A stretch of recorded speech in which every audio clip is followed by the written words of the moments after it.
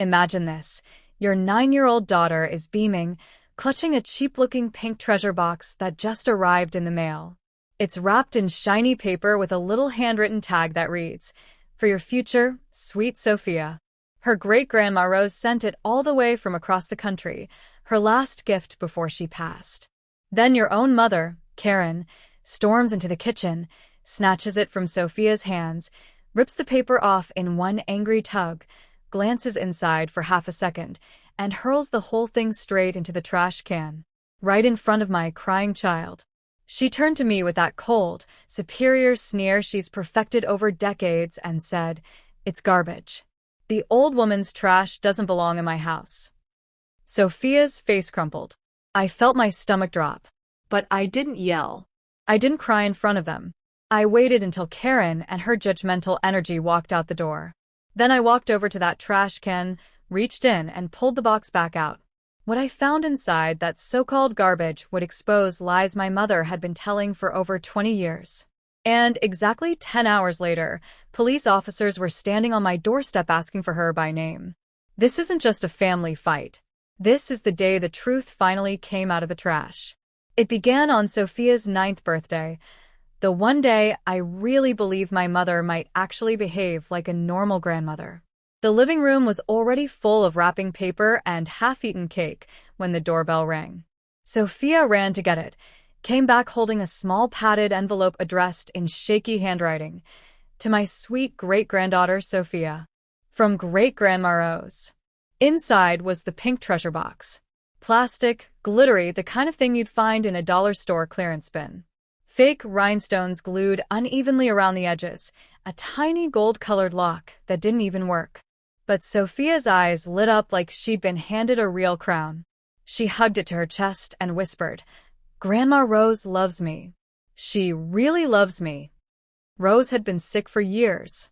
We hadn't seen her since Sophia was 3. My mother Karen made sure of that. Every time I mentioned calling Rose, Karen would snap, "That woman is toxic.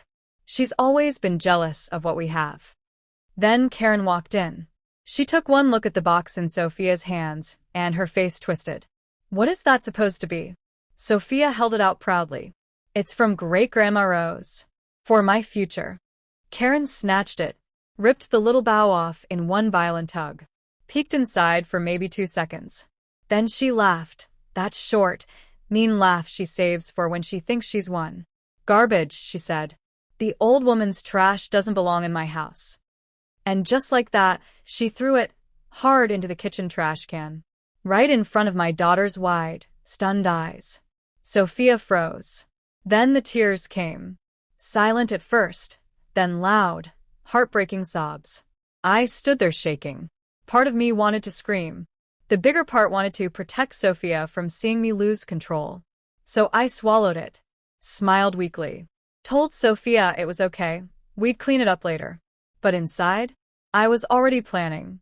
Because no one, not even my own mother, gets to break my child's heart and walk away like it's nothing. Have you ever reached into a trash can knowing something important just got thrown away like it was nothing? That was me, standing alone in the kitchen after Karen left, staring at the bin like it was daring me to back down. Sophia had run to her room, still crying softly. I could hear her muffled sobs through the door. Every sound felt like a punch. I took a deep breath, rolled up my sleeve, and pushed aside the crumpled napkins and cake plates. There it was, the pink treasure box, half buried under garbage, one fake rhinestone already chipped off. I lifted it out carefully, like it might break. Wiped the coffee grounds off with a paper towel. My hands were shaking so badly, I almost dropped it again. Sophia peeked around the corner, eyes red and puffy. "Mommy, is it really trash?" I forced a smile. "No, baby. It's not trash. Grandma Rose sent it for you. We're going to open it together." We sat right there on the cold tile floor. Sophia scooted close, pressing against my side. I pried the little plastic lid open.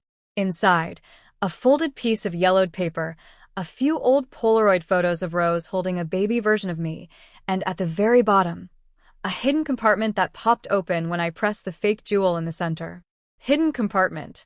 My heart slammed against my ribs. Tucked inside was an envelope.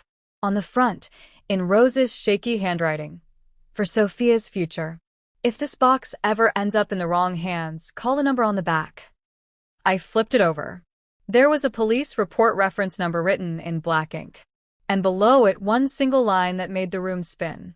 "Your grandmother Karen took everything from me once. Don't let her take this from you too." 10 hours. That's how long it took for the house of cards my mother built to come crashing down. I sat on the kitchen floor with Sophia asleep against my shoulder, the envelope trembling in my hand. The police report number stared back at me like an accusation. I dialed the non-emergency line at 2:17 a.m. My voice cracked on the first sentence. The dispatcher listened. No judgment. Just questions. When I mentioned the elder financial abuse case tied to that old number, her tone shifted. "Ma'am, stay on the line. I'm transferring you to a detective." By sunrise, I'd spoken to Detective Ramirez. He didn't sugarcoat it. Rose had filed complaints years ago accusing her own daughter, my mother Karen, of forging signatures, draining joint accounts, even selling family heirlooms behind her back. The case went cold because Rose got too sick to pursue it. But the documents? Rose kept copies. And apparently she'd hidden the most damning ones in a box she knew only a child would treasure. Sophia stirred. "Mommy, is Grandma Karen in trouble?" I kissed her forehead. "Maybe, baby. But not because of you. Because of choices she made a long time ago." I called Karen that morning. Put it on speaker. The second she answered, I said, "I opened the box. I read the letter. I know what you did to Rose." Silence. Then panic. "You have no right to that. Bring it to me right now, or I'll call the police and say you stole it from my house." I let her rage. Kept recording. When she hung up, I sent the audio straight to Detective Ramirez. That evening the doorbell rang. 2 uniformed officers and Ramirez stood on my porch. They weren't here for me.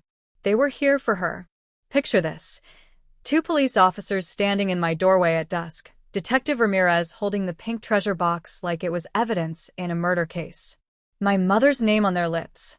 Sophia peeking from behind me, wide-eyed but not scared, curious, almost proud. They didn't handcuff Karen that night. Not yet. But they took her in for formal questioning. The documents Rose had proved everything. Forged checks, unauthorized transfers, years of financial abuse that left Rose broke and broken in her final years. Karen had always claimed Rose was crazy and jealous. Turns out the crazy part was how far she went to cover her tracks. Sophia tugged my sleeve as the cruiser pulled away. "Mommy, does this mean I still get my future?" I knelt down, hugged her tight. "Yeah, baby.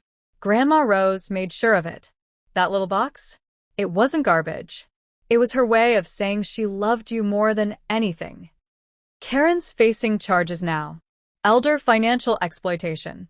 Fraud. The trust fund Rose set up is safe.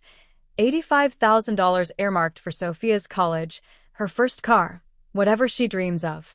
And me? I finally stopped making excuses for the woman who raised me. Sometimes the trash people throw away is the exact thing that sets you free. Have you ever had to choose between family loyalty and doing what's right? Drop it in the comments. I read every one. If this hit close to home, smash that like button, subscribe, and turn on notifications. More stories like this coming. You won't want to miss what's next.